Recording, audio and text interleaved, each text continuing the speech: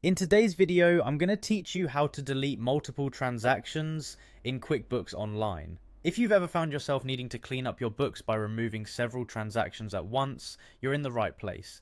This tutorial will guide you through the process step by step, ensuring you can manage your financial information with ease. First, we need to get started by signing into QuickBooks Online.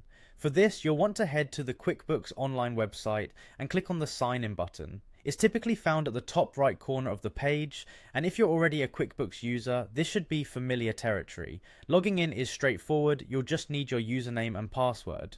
Go ahead and enter those details and then click Continue to access your QuickBooks dashboard. Once you're logged in, the next step is to navigate to the Transactions section. You'll do this by clicking on Transactions in the main navigation bar.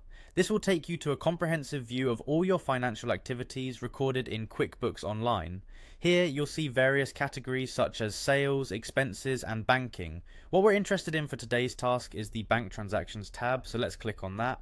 After you arrive in the Bank Transactions section, you're going to see a list of all transactions linked to your bank accounts.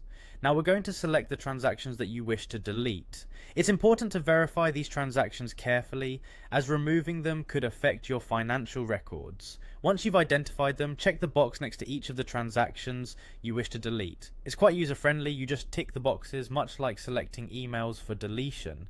Now that you have selected the transactions, it's time to exclude them. QuickBooks Online doesn't allow you to delete transactions in the traditional sense, instead you exclude them, which effectively means they don't affect your books anymore.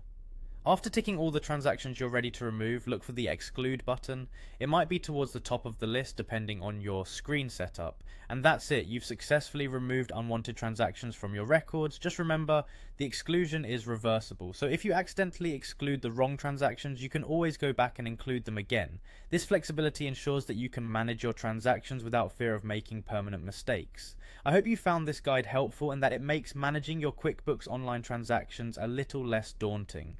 If you have any questions or need further clarification, don't hesitate to reach out in the comments below. Thanks for watching and happy bookkeeping.